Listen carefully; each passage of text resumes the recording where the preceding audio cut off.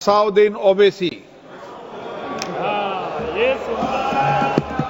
बहुत बहुत शुक्रिया सर।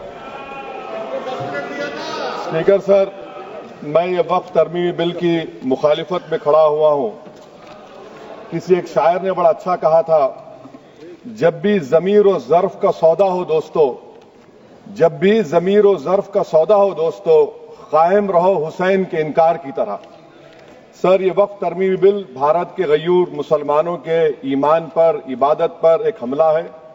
नरेंद्र मोदी की हुकूमत ने इस मुल्क की सबसे बड़ी अक़लियत के खिलाफ एक ऐलान जंग कर दिया, और ये जंग ना सिर्फ मेरे जिस्म पर है, बल्कि मेरी आज़ादी पर, मेरी समाजी और माशी मार्जिनलाइजेशन पर है, मेरी शहरियत पर है, मेरे मदरसे, मस्जिदों, खानखाहों और दरगाहों को निशाना बनाया जा रहा है। और ये हुकूमत सच्चाई को नहीं बयान कर रही है कि ये तरमीमी बिल से मुसलमानों का तहफ़्फ़ुज़, तरक्की और गुर्बत का खात्मा होगा। ये सरासर झूठ है। सर, अगर आप आइन के आर्टिकल 14 को देखेंगे तो उसमें लिखा हुआ है इक्वल प्रोटेक्शन। अब आप देख लीजिए सर कि हिंदू, सिख और जैन को और बौद्ध को उनके एंडोमेंट में तहफ़्फ़ुज़ मिलेगा, क्योंकि उनका एंडोमेंट बाय यूजर बरकरार है और उनका एडमिनिस्ट्रेशन उनके हाथ में होगा। कि गैर हिंदू या गैर उनके मजहब का आदमी दान भी दे सकता है उनके लिए, और एंडोमेंट बोर्ड का तहफ़्फ़ुज़ भी मिलेगा, क्योंकि उसके ऊपर ओवरराइडिंग क्लॉज अप्लाई नहीं होगा, लिमिटेशन का कानून उस पर अप्लाई नहीं होगा। उसके बरक्स ऑपोजिट आप देख लीजिए, मुस्लिम वक्फ को वक्फ बाय यूजर निकाल दिया गया। एक मुस्लिम वक्फ की जायदाद पर कब्जा होगा, लिमिटेशन लगेगा तो जो एनक्रोचर है, जो खाबिज है, वो रातों रात मालिक बन जाएगा और एक गैर मुस्लिम वक्फ बोर्ड को एडमिनिस्टर करेगा। ये आर्टिकल 14 के इक्वल प्रोटेक्शन का वायलेशन। अब आर्टिकल 14 में सर इक्वालिटी बिफोर लॉ भी है, और उसका कैसा वायलेशन हो रहा है कि कोई आर्बिट्ररी स्टेप नहीं ले सकता और कोई भी ऑफिशियल किसी भी तरीके से गलत आर्बिट्ररी फैसला नहीं लगा। यहां पर आप एक डेजिग्नेटेड ऑफिसर को रखकर वो फैसला लेगा कि ये जायदाद वक्फ की है, गवर्नमेंट की है। क्या ये प्रिंसिपल्स ऑफ नेचुरल के खिलाफ नहीं है, जिसका तकर्रुर एग्जीक्यूटिव करती है? ये हमारे theory of separation of powers, Bharat के आइन का बेसिक स्ट्रक्चर का हिस्सा है। क्या इसका वायलेशन नहीं है? सर, आर्टिकल 25 का वायलेशन कैसे है कि आप मुसलमानों से वक्फ बाय यूजर छीन रहे हैं और फिर आप कर्ब कर रहे हैं वक्फ वाल औलाद को, मगर वहीं पर दूसरे धर्म के मानने वालों को उनके मजहब पर चलने की पूरी इजाजत है। लफ्ज जो आर्टिकल 25 में इस्तेमाल हुआ सर, वो इक्वली एंटाइटल्ड, यहां पर मुसलमानों के इक्वल एंटाइटल्ड नहीं हो रहा। अभी हम गृह मंत्री का, वजीर दाखिला का यहां पर उनका हमने तकरीर सुनी, यहां पर वो ये कहते हैं, वजीर दाखिला, शायद वो कटमुल्ला की जबान ना कह दें, वजीर दाखिला कहने पर वजीर दाखिला ने अपने बयान में कहा कि बोर्ड और काउंसिल जो होगा वो माने वक्फ इस्लाम से अलग है। सर, अगर ये बात सच है आपकी, तो फिर आपको एक कानून बनाने की जरूरत ही नहीं है। आप एक नॉन स्टैट्यूटरी बॉडी बना दीजिए। ये जो कानून बन रहा है ना सर, ये आर्टिकल 26 इसका सोर्स है, और आर्टिकल 26 जब इसका सोर्स है तो आर्टिकल 26 का ABCD क्या कहता है कि रिलीजियस डिनोमिनेशन को अपने मजहब के अफेयर्स खुद चलाना, मूवेबल इमूवेबल प्रॉपर्टी को लेना और एडमिनिस्टर करना। जब हिंदू धर्म को, बौद्ध धर्म को, सिखों को यह राइट दिया गया है, तो आप कैसे मुसलमानों से छीन रहे हैं? तो यह आर्टिकल 26 का ग्रेव वायलेशन है। तो सर, अब वक्फ बाय यूजर का मामला देखिए, मिनिस्टर साहब ने कहा कि एंक्रोचमेंट हो रहा है, 17,000 एंक्रोचमेंट हुए हैं। तो यही नरेंद्र मोदी की हुकूमत ने 2014 में उस वक्त के मंत्री ने एक Waqf properties eviction of unauthorized occupants bill को इंट्रोड्यूस किया। आपने विड्रॉ कर लिया 2024 में उसको। क्यों विड्रॉ किया सर आपने?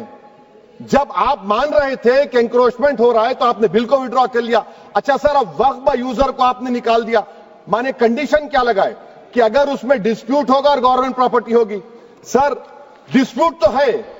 मिसाल के तौर पर मोहिबुल्लाह साहब जिस मस्जिद के इमाम है, पार्लियामेंट के सामने मस्जिद है सर, 123 प्रॉपर्टीज में मस्जिद है, डिस्प्यूट चल रहा है, कल कलेक्टर या डिस्ट्रिक्ट ऑफिसर बोलेगा कि भाई साहब ये गवर्नमेंट प्रॉपर्टी है, स्टिकर लगा दिया जाएगा, मस्जिद बंद गवर्नमेंट प्रॉपर्टी हो गई, होगी ना सर। अब ये बताइए, आप जब से यहां पर पूरे बीजेपी रूलिंग पार्टी हमको ज्ञान दे रहे हैं कुछ नहीं होगा, कुछ नहीं होगा, मैं दलील के साथ बता रहा हूं आपको। ये मस्जिद दिल्ली गवर्नमेंट बोलती हमारी है, वक्फ दिल्ली वक्फ बोलता हमारी है, तो सर वक्फ बाय यूजर, अगर मैं अपनी गवर्नमेंट के खिलाफ वक्फ बोर्ड वक्फ बाय यूजर इस्तेमाल नहीं करेगा तो क्या है सर। अच्छा, ये अमेंडमेंट जब हो जाएगा तो मुझे कहने दीजिए सर, सिर्फ प्राचीन मंदिरों की इबादत होगी, मस्जिदों की नहीं होगी। अब सर आप आ जाइए, अगर डिस्प्यूट मेरा एंशिएंट मॉन्यूमेंट से वक्फ का, एक मिसाल दे रहा हूं, दिल्ली में 172 वक्फ प्रॉपर्टीज एएसआई कंट्रोल में है, मैं तो हार ही गया वो, क्योंकि मेरे पास डॉक्यूमेंट नहीं है। आप कह रहे हैं कि डॉक्यूमेंट चढ़ाओ, अगर मेरा गवर्नमेंट से डिस्प्यूट चल रहा है मैं तो क्लेम ही नहीं कर सकता, क्योंकि आप जज बनेंगे, आप ही फैसला करेंगे, और जब तक आप फैसला नहीं करते वो वक्फ की प्रॉपर्टी नहीं होगी, वो प्रोविजन डाल दिया आपने। अच्छा, अगर मेरा डिस्प्यूट एनक्रोचर से होगा सर, तो एनक्रोचर में तो आपने तो 107 को डिलीट कर दिया, आप रातों रात खाबिज को, एनक्रोचर को मालिक बना रहे हैं। सर मैं ये पूछना चाहता हूं आपके जरिए हुकूमत से, एक मुंबई में एक बहुत बड़े दौलतमंद है, खोजा बरादरी का यतीम खाना था, उन्होंने 2004 या 5 में 22 करोड़ में खरीद लिया। वो केस सुप्रीम कोर्ट में कि आप उनको मालिक बनाना चाहती है लिमिटेशन एक्ट अप्लाई करके, हमको बताइए, हम जानना चाह रहे हैं। और सच्चर कमेटी ने सर 2007 में कहा कि दिल्ली के 123 प्रॉपर्टीज की मार्केट वैल्यू 6000 करोड़ की है। आज हम 2025 में आ गए, क्यों आप उन प्रॉपर्टीज के खिलाफ पड़े हुए? 1976 में उस वक्त के वजीर आजम इंदिरा गांधी लेटर लिखा, इसको आप दे दीजिए, मगर आप उसको मानने को तैयार नहीं है। तो सर और एक जो झूठ फैलाया जा रहा है, management empowerment efficient development, sir this bill takes any management from the hands of Muslims, disempowers the waqf in comparison to any other stakeholder, takes away the efficiency of administration and hampers development. Waqf disempowerment in the name of efficiency, inefficiency is being created. The progress of development from pre-independence till today is sought to be destroyed. Sir अभी हमारे home minister साहब ने फजल पुकाया case का जिक्र किया। Sir मैं आपसे गुजारिश करूंगा कि होम मिनिस्टर जरा अच्छे लोगों को रखकर इंफॉर्मेशन ले। फजल पुकाया का ऑबिटर क्या है? इट इज ऑबिटर, वो रेशो डेसिडेंडाई नहीं है जो आपने कहा है। अच्छा सर, शेड्यूल ट्राइब के बारे में कहा, क्या शेड्यूल ट्राइब में मुसलमान नहीं होते? शेड्यूल कास्ट में नहीं होता मुसलमान, शेड्यूल ट्राइब में मुसलमान होता। तो क्या आर्टिकल 25 मेरा चला गया, आर्टिकल 26 चला गया, आर्टिकल 14 चला गया, 15 चला गया, 29 चला गया? लक्षद्वीप का एक मुसलमान एमपी है, क्या उसको राइट नहीं है क्योंकि ट्राइबल है? क्या कह रहे हैं आप? इस ऐवान को क्यों गुमराह कर रहे हैं आप शेड्यूल ट्राइब के नाम पर?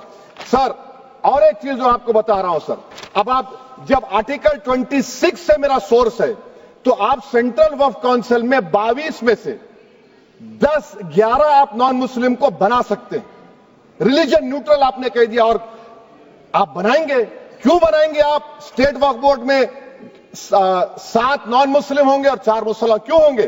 क्योंकि आप लॉ में 95 में डायरेक्ट मैनेजमेंट में ले सकते हैं 5 साल के लिए। आप वक्फ बाय यूजर को आप कलेक्टर डिस्ट्रिक्ट ऑफिसर बोलेगा ये वक्फ की प्रॉपर्टी नहीं है, तो वो वक्फ बोर्ड खामोश बैठ जाएगा, कुछ एक्शन ही नहीं लगा, क्योंकि वो आपके प्यादे हैं। अच्छा, जब आप नॉमिनेट करेंगे सर मैं मोदी गवर्नमेंट के खिलाफ नो कॉन्फिडेंस ला सकता हूं, मगर वक्फ बोर्ड का चेयरमैन जो नॉमिनेट होगा उसके खिलाफ नो कॉन्फिडेंस नहीं ला सकते, हम बिल्कुल नहीं ला सकते। क्या मजाक है बताइए आप? ये डेमोक्रेसी है। नॉमिनेट भी स्टेट गवर्नमेंट करेगी, वो अगर डिक्टेटर बन जाएगा जैसा आज भारत में हो रहा है तो वो भी नहीं हटेगा। कम से कम यहां पर तो इलेक्शन है, वहां पर तो आप 5 साल झेलते रहो उसको। अच्छा सर, अब ये जो क्लॉज 11 और क्लॉज 9 आप 16AA से देखिए, where the qualification of the members of the board has been limited only to 3 categories contained in 14(1)(c). Intention is very clear that the majority is to be packed with non-Muslims. So who will defend my interests, sir? If I cannot depend on the state waqf board, central waqf council, which are going to comprise non-Muslims, this in itself is a clear violation of Article 26, 14 and 15, sir. अच्छा sir, CO पहले 95 act में था कि word मुस्लिम, आपने गायब कर दिया उसको। अरे आखिर क्यों इतनी नफरत है आपके लफ्ज मुसलमान से? अच्छा फिर क्या कह रहे हैं आप कि ये भी आर्टिकल 26 का वायलेशन है। सब जितने हिंदू धर्म के प्रॉपर्टीज है, सिख धर्म के है, बौद्ध के है और आपके जैन के, वहां पर उन्हीं के मजहब का ऑफिसर होगा। और कहां पर नहीं होगा? वक्फ बोर्ड में। Waqf board is a pure religious institution, इसको समझने की जरूरत है। तो आप ये कर दे रहे हैं सर। अच्छा सर आप देखिए, अब आप आ जाइए ये ट्राइब्यूनल पर। मुझे समझ में नहीं आया सर कि हमारे होम मिनिस्टर वजीर दाखिला ने क्या कह दिया कि 2013 का जो कानून है वो नहीं बनता तो हम नहीं लेके आते। मैं बड़े अदब के साथ उनसे पूछना चाह रहा हूं कि क्या उस वक्त राजनाथ सिंह साहब, अडवाणी साहब, हमारी लेट सुषमा स्वराज, ये बड़े बड़े नेता यहां बैठे थे? आपने यूनानिमस उस कानून को पास करवा दिया। कीर्ति आजाद थे उस वक्त, अब यहां बैठे हैं वो टीएमसी में। तो क्या आप गलत थे या वो गलत थे? हमको बता दीजिए, आप बता दीजिए। क्योंकि अगर अडवाणी आपके लिए बहुत बड़ा नेता है, मेरे लिए नहीं हो सकते, आपके लिए आपने पद्मश्री दिया उनको। मोहतरमा सुषमा स्वराज की जबरदस्त तकारीर का मैं कायल हूं। वो बैठकर उस 2013 को यूनानिमस पास कर दिए। मुझे कंफ्यूजन है कि क्या अमित शाह, नरेंद्र मोदी बड़े हैं या अडवाणी बड़े? आपके लिए आप तय कर लीजिए। अच्छा सर, आपके tribunal sir, railway Clements tribunal, NGT tribunal, income tax, वैसे 14-15 ट्राइब्यूनल है। हिंदू एंडोमेंट का ट्राइब्यूनल, सबका अपील नहीं होती, रिव्यू होता है। गृह मंत्री सरकार कह रही है कि नहीं, रोक दिए, रोक लगा। कैसे रोक लगाते हैं? रिव्यू और अपील में तो फर्क होता है ना सर। आप ही कह रहे हैं कि पूरे कोर्ट्स में बैकलॉग है और आप अपील कर रहे हैं। अच्छा सर, रिटायर्ड डिस्ट्रिक्ट जज 95 में सिटिंग डिस्ट्रिक्ट जज था, जो एडमिनिस्ट्रेटिव कंट्रोल था सीजीआई साहब, उसको निकाल दिए। अच्छा सर, अब आप अभी हमारे मंत्री साहब ने कहा trust, sir Shri Sai Baba trust 2004, वो ये कहता है जो ऑफिसर उसमें काम करता उसको साई बाबा का डिवोटी होने चाहिए और उसको डिक्लेरेशन लिख के देना पड़ेगा। यहां पर हो रहा तो यहां पर क्यों नहीं हो रहा? अच्छा सर, आप फिर देख लीजिए, ये आपका हो गया सर। हां, अब अमित शाह साहब ने सेक्शन 2A के बारे में कहा और उन्होंने इस बात का इकरार कर लिया कि दाऊदी बोहरा के लिए यह बनाया गया है। मगर मैं आपके जरिए से गवर्नमेंट से पूछना चाह रहा हूं, आपने तो उस प्रोवाइजो में दाऊदी बोहरा का नाम ही नहीं लिखा।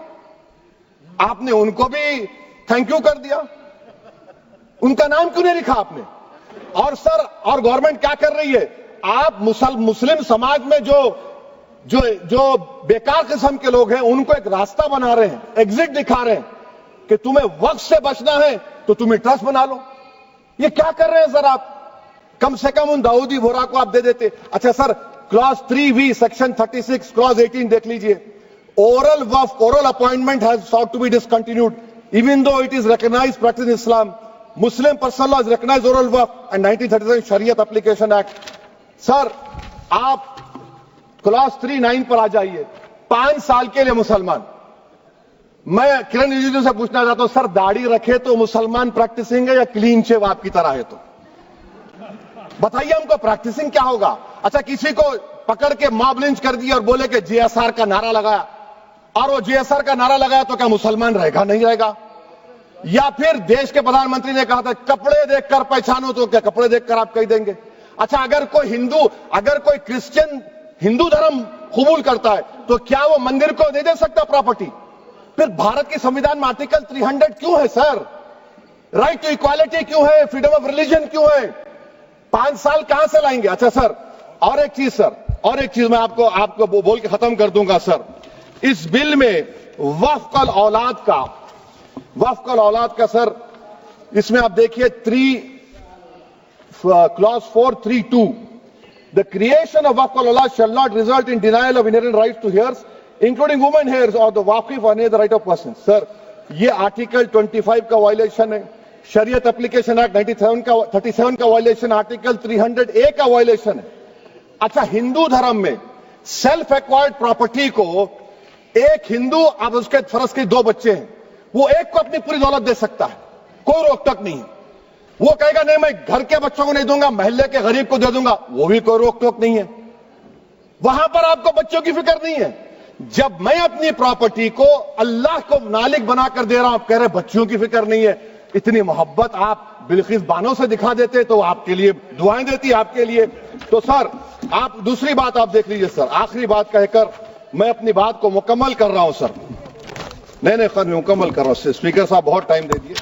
सर आप देखिए इसमें अमित शाह साहब बोले कि इतनी प्रॉपर्टीज का कब्जा हुआ, चोरी हुई, ये हुआ। सर क्लॉज 2652A सेक्शन, अगर कोई प्रॉपर्टी बेचता है 2 साल की सजा थी, आपने क्या कर दिया, उसको 6 महीने कर दिया। नॉन बेलेबल था, आपने बेलेबल कर दिया। सेक्शन 40 की बात करते हैं, सेक्शन 40 में सर हमको जो ज्वाइंट वर्किंग कमेटी का जो नोट्स दिए, उसमें मिनिस्ट्री ऑफ माइनॉरिटी अफेयर्स ने कहा कि 30 साल में 515 केसेस सेक्शन 40 के, और सिर्फ 8 लोग कोर्ट को गए।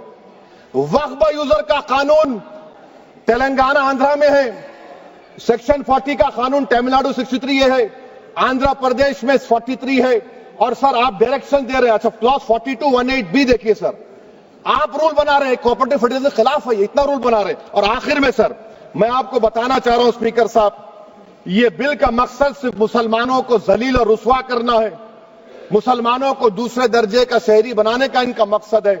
सर अगर आप हिस्ट्री को पढ़ेंगे तो महात्मा गांधी उस वक्त के व्हाइट अफ्रीका में सफेद फार्म अफ्रीका के कानून को महात्मा गांधी ने कहा था कि ये मेरा कॉन्शियंस इसको मानता नहीं है, मैं इस कानून को कबूल नहीं करता हूं।